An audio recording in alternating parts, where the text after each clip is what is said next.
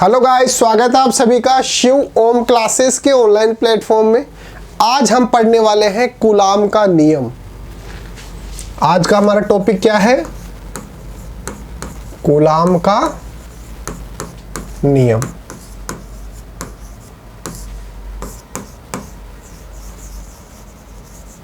Coulombs law.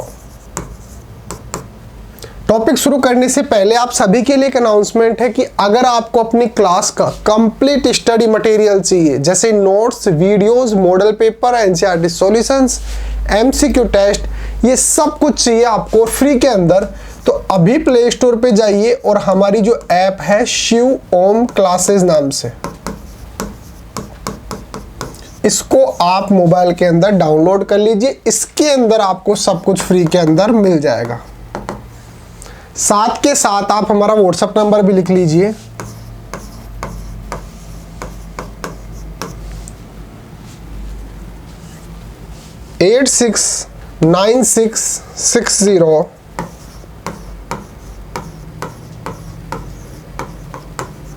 8696608541। इस पर आप हमारे को व्हाट्सएप पे अपनी सब्जेक्ट और क्लास लिखकर भेज देंगे तो हम आपको आपकी क्लास के नोट्स वगैरह व्हाट्सएप पर भी प्रोवाइड कर देंगे, बिल्कुल फ्री ऑफ कॉस्ट। तो चलिए अपना टॉपिक शुरू करते हैं, जो है कूलाम का नियम। देखिए, हमने पढ़ा था कि जो आवेश जो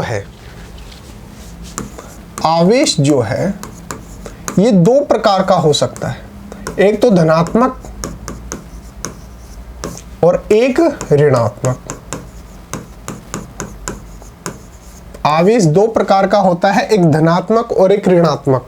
उदासीन आवेश का प्रकार नहीं है, वो किसी भी वस्तु यानी कि ऑब्जेक्ट का एक स्टेटस होता है, उसकी एक, यहां पर अगर हम उदासीन लिखते हैं तो ये आवेश का प्रकार नहीं है। आवेश केवल दो प्रकार के होते हैं, एक धनात्मक जिसको प्लस साइन से लिखते हैं और एक ऋणात्मक जिसको माइनस साइन से लिखते हैं।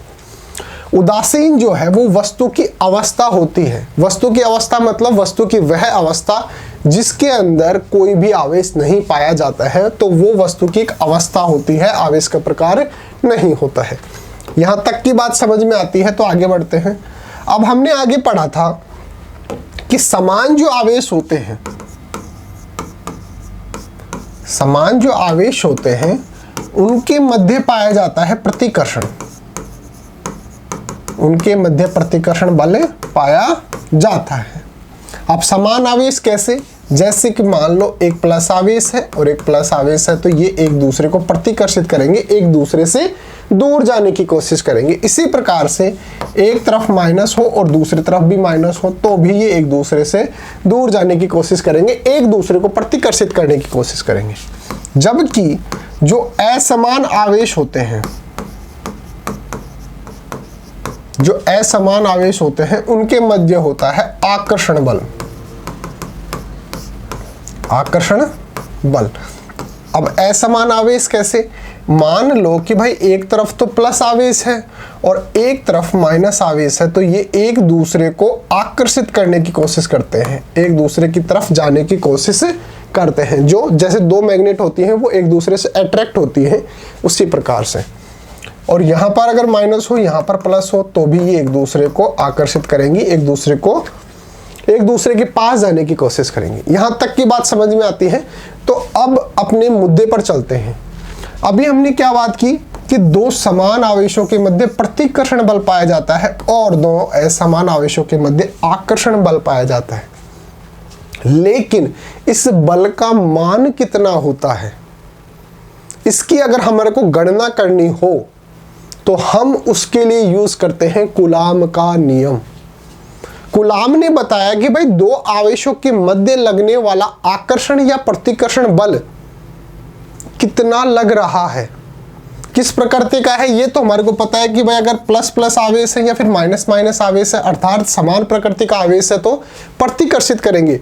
तो ये तो इस किस प्रकार का है ये तो हमारे को पता चल गया, लेकिन कितना लगेगा, उसका मान कितना होगा, तो उसका मान ज्ञात करने के लिए कूलाम ने नियम दिया, एक सूत्र दिया, जिसके आधार पर हम ये ज्ञात करते हैं कि दो आवेशों के मध्य लगने वाला जो बल है वो कितना लग रहा है। तो कूलाम का नियम क्या कहता है?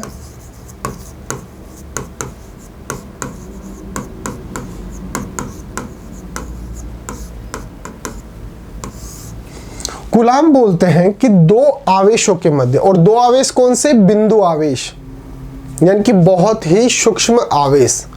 दो बिंदु आवेशों के मध्य लगने वाला आकर्षण या प्रतिकर्षण बल जो है वो दोनों आवेशों के मैग्नीट्यूड यानी कि परिमाण के गुणनफल के तो समानुपाती होता है, और उनके मध्य की जो दूरी है उसके वर्ग के व्युत्क्रमानुपाती होता है।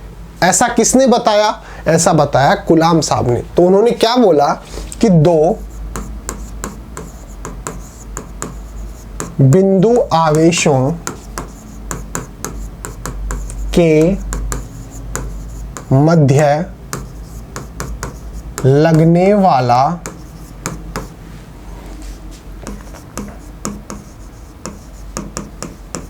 आकर्षण या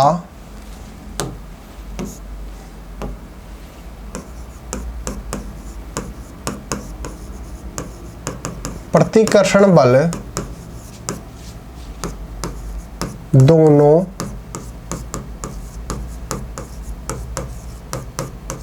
आवेशों के परिमाण के गुणनफल के समानुपाती तथा उनके मध्य की दूरी के वर्ग के व्युत्क्रमानुपाती होता है। अब आपको थ्योरी के अंदर समझ में नहीं आ रहा होगा, लेकिन ये स्टेटमेंट आपको समझ में आ जाएगा। अभी आपको समझा देता हूं कैसे। मान लो कि भाई दो आवेश है, एक है प्लस और एक इस तरफ है प्लस। ये जो है ये तो है Q1 और ये है Q2। ये इनकी क्या है? ये है इनके परिमाण। जैसे हम बोलते हैं ना भाई 5 कूलाम, 10 कूलाम, 6 कूलाम, इस प्रकार से जो हम बोलते हैं ये क्या है? इसका परिमाण। तो हम 5, 6 ने मानकर इसको मान रहे हैं Q1 और इसको मान रहे हैं Q2। तो ये क्या है? Q1 और Q2 क्या है? इसके परिमाण है। ठीक है। अब इनके मध्य की दूरी यानी कि इसके सेंटर से लेके इसके सेंटर की जो बीच की दूरी है वो है स्मॉल r। वो क्या है? Small r। अब कूलाम बोलते हैं कि जो इनके मध्य बल कौन सा लग रहा है? ये आकर्षण की प्रकृति का भी होता है और प्रतिकर्षण प्रकृति का भी होता है। वो डिपेंड करता है कि यहाँ पे प्लस है या माइनस है, कौन सा आवेश है, इससे हमारे को कोई मतलब नहीं है। आकर्षण या प्रतिकर्षण दोनों प्रकृति का हो सकता है, लेकिन बल कितना है? तो हम मान लेते हैं कि इनके मध्य लगने वाला जो बल है वो है F का मतलब क्या है? फोर्स, बल।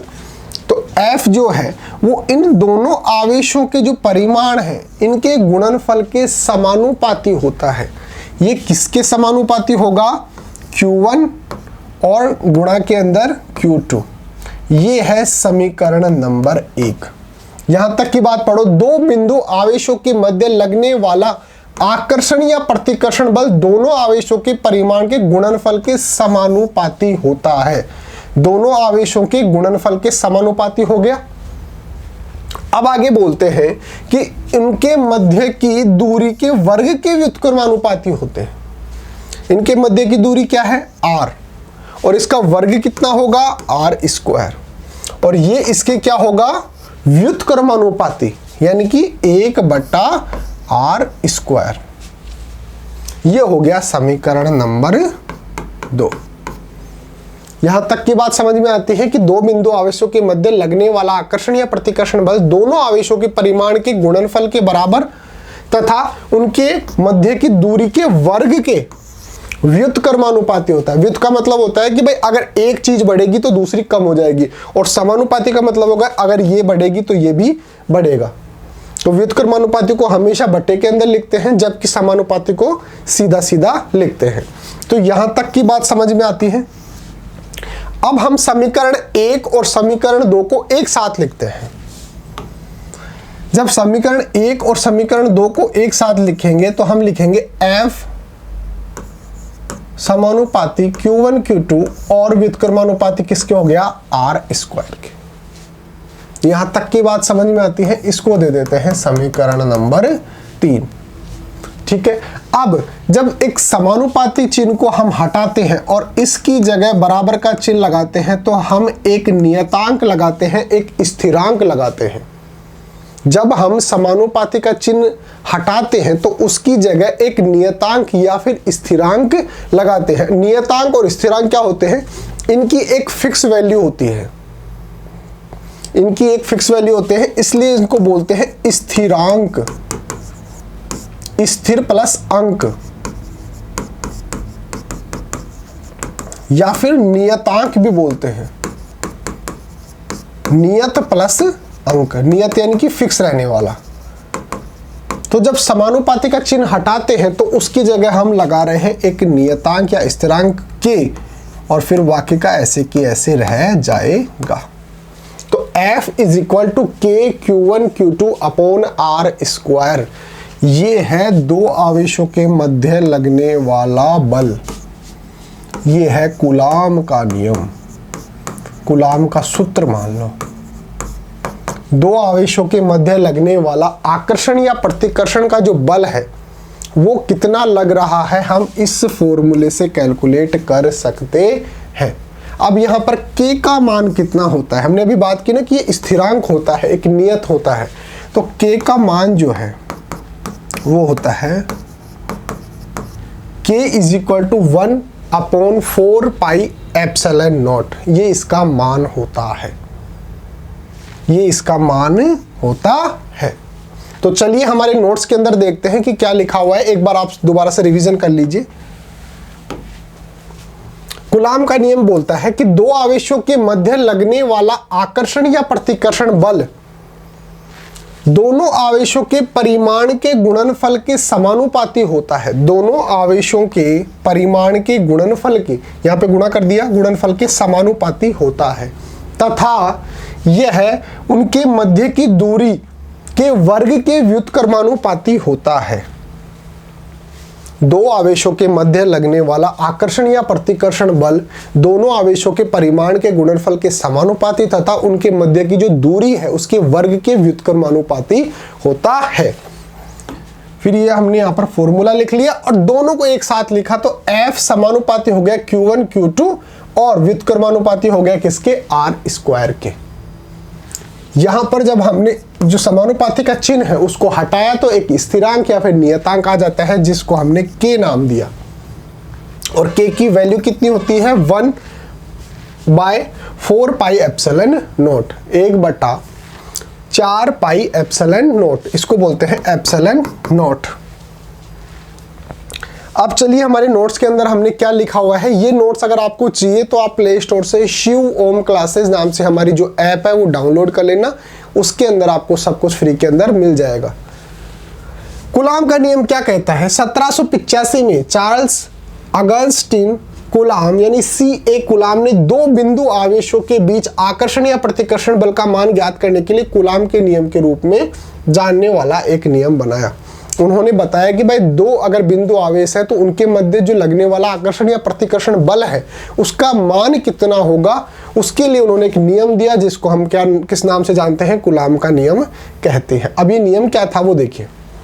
भौतिक विज्ञान का एक नियम है जो स्थिर इलेक्ट्रिक चार्ज कणों के बीच लगता है। स्थिर इलेक्ट्रिक चार्ज का मतलब जो स्थिर वैद्युत आवेश जो है, यानी कि जो स्थिर अवस्था के अंदर है, गतिशील अवस्था के अंदर नहीं है।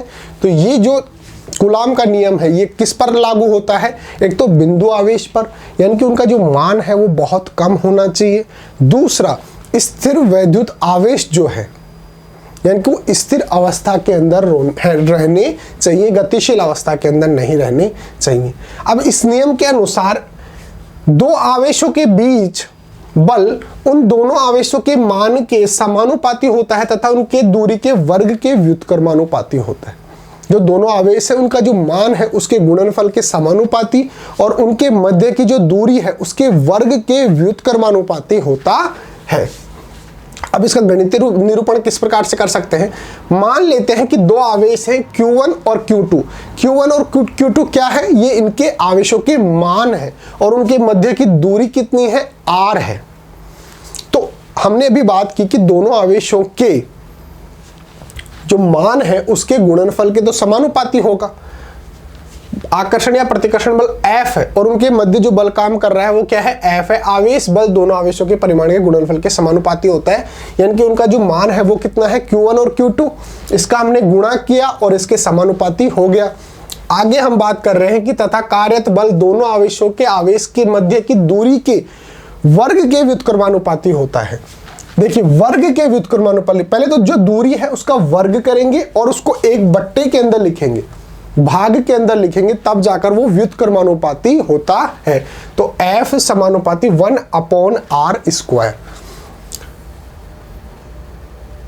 मान लीजिए कि दो बिंदु आवेश Q1 Q2 हैं जो इन दोनों आवेशों के बीच की दूरी r है। दो आवेशों के बीच बल जो है प्रथम आवेश गुणा दूसरा आवेश, तो F ये हो गया। और यहां तक कि हमने अभी बात कर ली, दोनों को एक साथ लिखते हैं तो F समानुपाती Q1 गुणा Q2/r² लिखा।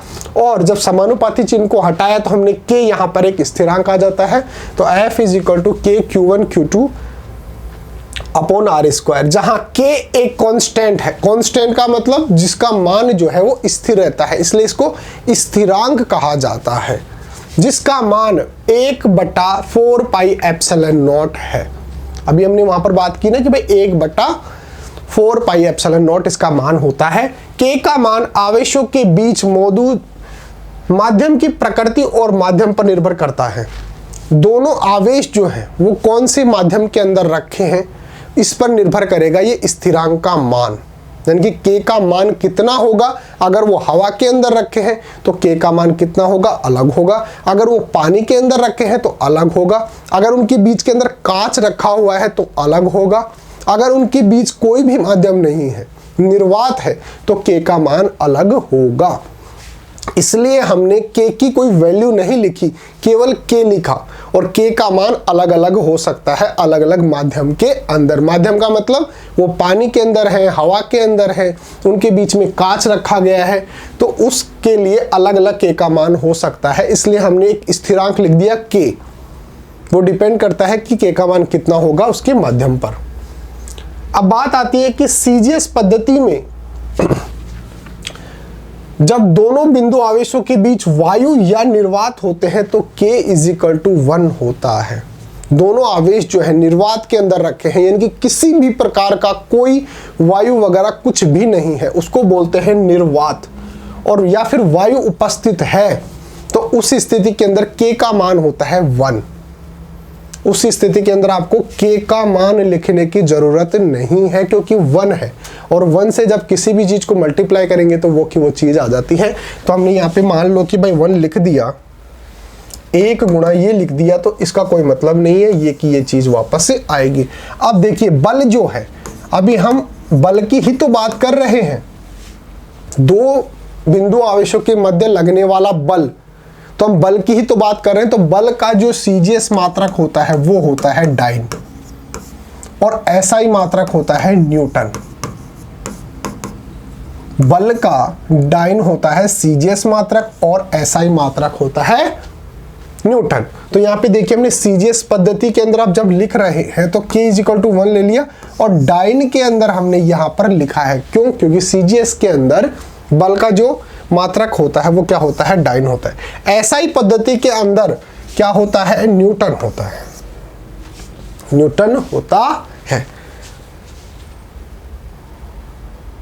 जब SI पद्धति के अंदर हमारे को K का मान लिखना पड़े तो 9 गुणा 10⁹ होता है। K = होता है 1। कब होता है? जब वायु या निर्वात हो। और हम किसके लिए लिख रहे हैं? CGS के अंदर लिख रहे हैं। लेकिन K = 9 गुणा 10⁹ इसका मान होता है कब? जब वायु या निर्वात हो लेकिन हम मात्रक किसके अंदर लिख रहे हैं, SI के अंदर लिख रहे हैं। तो अगर CGS के अंदर लिख रहे हैं तो K का मान आप 1 लिखेंगे, वायु या